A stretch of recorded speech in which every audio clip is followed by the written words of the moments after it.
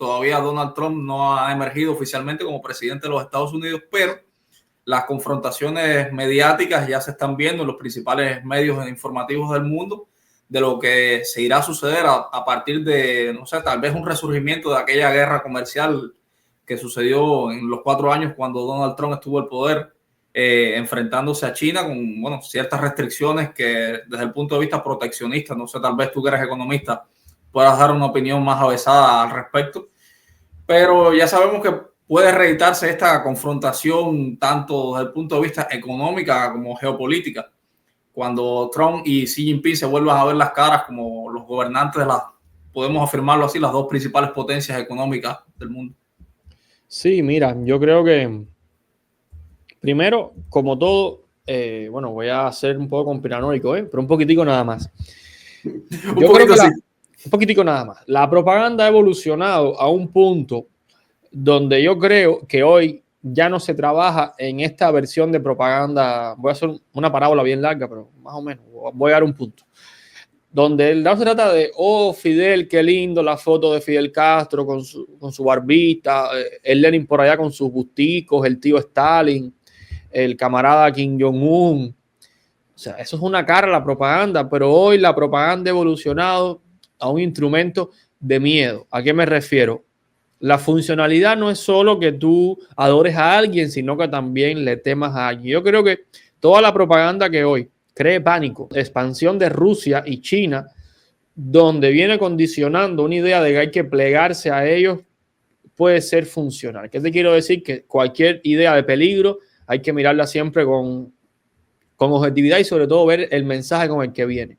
Ahora, ya pasando a hechos, saliendo de la conspiración y entrando a lo concreto, yo sí creo que hay datos suficientes, o sea, no es una cuestión de opinión, de que el crecimiento de China, la expansión de China, sobre todo en América Latina y África, que es una región desde el punto de vista de las zonas de influencia. Lamento mucho que esto parezca una proyección, digamos, imperialista, colonialista, pero es algo real. El mundo funciona hoy, guste o no, bajo por lógicas de zonas de influencia. Y sobre todo en América Latina y África, China ha hecho, mientras Europa vive con su complejo de colonizador, esta especie de culpa de que mi bisabuelo allá por el 1800 le hizo no sé qué, muy mal, por cierto, es que lo haya hecho, al bisabuelo tuyo hoy de Guinea Ecuatorial, y ese propio complejo que además debió traducirse en una especie de política de apoyo, de acompañamiento real al desarrollo, lo cual es el error sobre el error. China ha avanzado mientras Europa ha retrocedido en África, y en América también ha avanzado mientras Estados Unidos, la pregunta es si ha retrocedido. Eso es un hecho, es decir, la expansión es mucho más fuerte. Ahora, con objetividad, todavía Estados Unidos tiene una presencia económico-comercial en América Latina mucho mayor desde el punto de vista matemático, de zona de influencia, que tiene China. Esto no quita que haya escenarios preocupantes, como es el caso de Chile. Chile es un país que desde el punto de vista del capital extranjero, el 90% casi del capital extranjero presente en Chile es chino. O sea, una cosa son los síntomas que está dando el mundo y una cosa es la realidad. ¿Qué quiere decir esto? En pocas palabras, todavía Estados Unidos es la principal potencia económica, mundial en cuanto a presencia en otros países, en cuanto a capacidad económica, volumen real.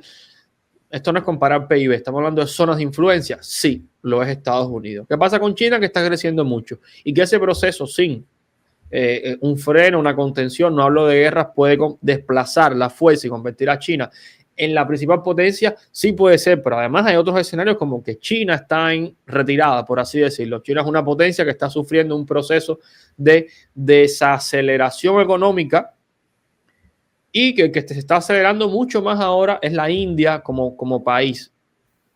Y eso son realidades, es decir, China merece atención, pero con objetividad, la justa medida. Estados Unidos simplemente como nación, a través de políticas públicas, puede, dicho simplemente, ponerse las pilas y responder a esto y evitar. Pero todavía el mundo no es chino. Esto es muy importante porque a veces China va a acabar con el mundo. No, puede ser si lo dejan, pero no es una realidad. Esto me gusta porque a veces uno piensa que China va a dominar el mundo. No. Está muy lejos todavía de tener la capacidad para hacerlo, aunque evidentemente es una potencia que es sobre todo la propaganda y que se destina, sobre todo Rusia, destinan recursos a esta propaganda donde ellos se proyectan como los que pueden cambiar la realidad mundial. No, sobre eso es una cosa también preocupante, que si a la vez existe una expansión económica, también ese modelo social chino se quiere imponer desde el punto de vista autoritario, porque sabemos que China es un país sin democracia. Y eso es lo que debe primar en este sentido. Hace unos días el creador de contenido, Luis Denner, comentó una cosa bastante curiosa. Dice, ¿por qué vemos que en Estados Unidos anualmente llegan miles de migrantes queriendo entrar y vivir y formar parte de Estados Unidos, mientras que a China hay oleadas de esta manera de migrantes? No, ¿por qué será entonces? Y es precisamente porque, bueno, la preponderancia económica, social, comercial en el mundo la sigue teniendo Estados Unidos, que es una realidad imperante, y no por gusto el dólar sigue siendo la moneda de transacción más utilizada a nivel global. Pero entonces, ¿qué pasa? Que hay una cosa que, bueno, voy a hacer hincapié en ello, en la presencia china en América Latina, sobre todo en el último megapuerto que inauguraron en Perú, que esto también forma parte de su estrategia geopolítica de colocarse más interoceánicamente hablando en el mundo, que si bien China prácticamente todo lo que hacemos, consumimos, o sea, en materia, tanto de ropa como tecnología, se produce allí, hay un anverso a esa moneda de uso común, que como sabemos, bueno, puede ser la sobreexplotación laboral o, bueno, esta imposición de autoritarismo para nada democrático, que para mí es un gran cáncer social, porque provenimos de las autocracias, de una autocracia. Y entonces esto es un elemento a tener muy en cuenta. Mira, ahora que tocas eso, por cierto, voy a dejar acá mientras hablamos, no sé bien cómo se hace, pero un enlace arriba, yo no sé todavía cómo es bien, donde un enlace a una directa que hice con el Toque, donde me invitaron y estuve hablando de este tema, los BRICS, las posibilidades reales, donde usé un poco más de números. Recordemos que este programa acá es para conversar, y allá estaba más en otro personaje y usé más datos, ¿no? Para ilustrar esto, que no es una simple opinión, es algo respaldado con números, pero voy a seguirte la idea. Solo un argumento, ¿no? Para reforzar el punto, y es que sí, China, evidentemente, ¿no? Yo creo que me pongo a revisar acá mi cuarto, tú también, y es todo made in China, ¿no? Pero la cantidad, oye, y esto suena raro, pero la cantidad a veces no es todo, la calidad es lo importante. Por ejemplo, todavía el monopolio completo, absoluto e indiscutible sobre los microprocesadores, la fabricación de microprocesadores y la fabricación de máquinas para hacer microprocesadores está concentrado entre una alianza entre Taiwán y Estados Unidos. Y cualquiera que esté viendo este programa sabrá que los microprocesadores hoy son en nuestra vida, no tengo una metáfora, son como las tuercas, ¿no? Del animado muñequito de Juan Padrón sobre Bola de Nieve, ¿no? Las tuercas, hoy sin un microprocesador nuestra vida no tendría sentido, la computadora, el refrigerador, los teléfonos. No voy a hacer la lista porque la lista es larga. Y eso todavía está fuera, por ejemplo, del control de China, ¿no? Estos son pequeños matices, ¿no? Para situar el tema de la expansión. Sí, China llena todo de mercancía, pero todo lo que es mucho más tecnológico, mucho más funcional. Un ejemplo, que se ensambla en China, tiene un componente esencial, el corazón de todos los productos tecnológicos hoy. No se hace en China, no tienen el monopolio sobre esa realidad, y eso también ayuda a entender lo que es una zona de influencia desde el punto de vista económico, lo que es el espacio de poder económico. No es solo el volumen de facturación, sino el peso que tiene lo que tú estás creando. Y además, voy a seguirte la idea. Y el problema con China no es, primero, la comida china es muy rica, a mí me encanta, no es un problema cultural, no es un problema de racismo, no es un problema de nacionalismo, y bienvenidos todos los chinos trabajadores a donde quiera que vayan.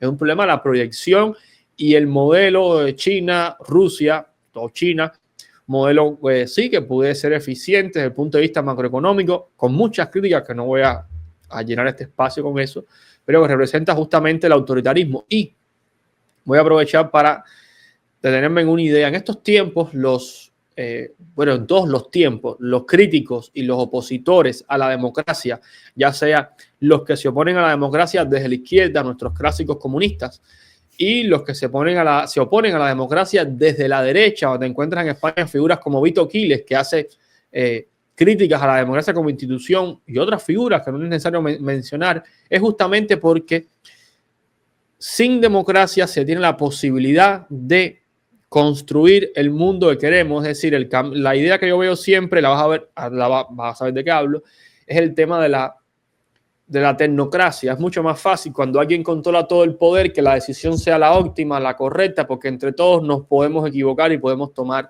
decisiones absurdas. Y a mí me gustaría recordar o invitar a reflexionar que se llega más fácil a la tecnocracia desde la democracia que desde el autoritarismo. Es mucho más fácil convencernos a todos los sujetos capaces de votar, que yo no voto todavía en Estados Unidos. Los que votan, bienvenidos, felicidades, qué rico, qué envidia.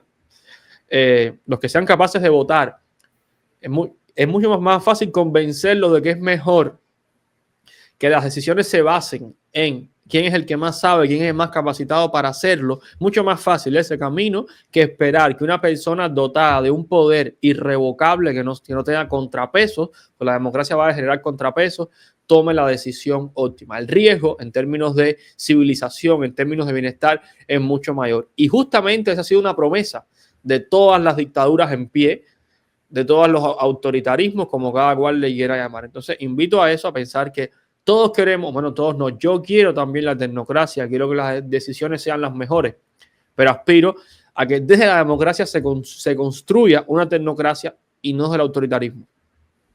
Bueno, me remonto un poco atrás lo que dijiste respecto a China. Bueno, todos tenemos ejemplos, sobre todo de los chinos, de lo laboriosos que son y bueno, su influencia en el mundo, por algo tienen fama de su disciplina y trabajo y bueno, la emigración global histórica que ha tenido los chinos alrededor del mundo y su influencia tanto social como las construcciones, que no tiene que estar necesariamente ligado a este modo político.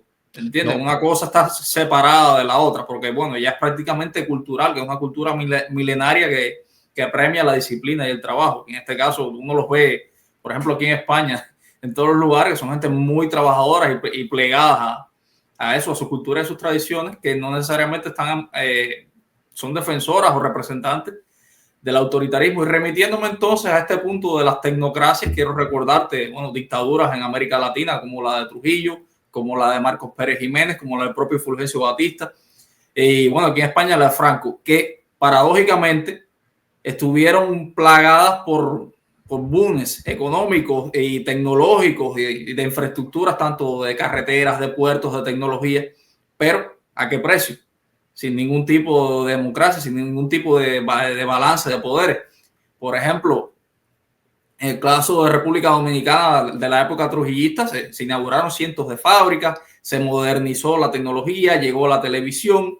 En el caso de Marcos Pérez Jiménez en Venezuela, bueno, prácticamente fue uno de los primeros booms del petróleo, la construcción de carreteras. En el caso, bueno, de Fulgencio Batista, uno de los mayores picos económicos que vivió Cuba fue durante el periodo de su mandato después del golpe, y los datos están ahí. Y bueno, en España, con el tiempo de Franco, el Opus Dei en 1959, cuando impuso, remodernizó completamente todas las infraestructuras económicas. Y bueno, España también en los años 60 logró un pico impresionante de economía, pero amparado bajo qué poder, bajo la égida de un dedo, se puede calificar de esta manera.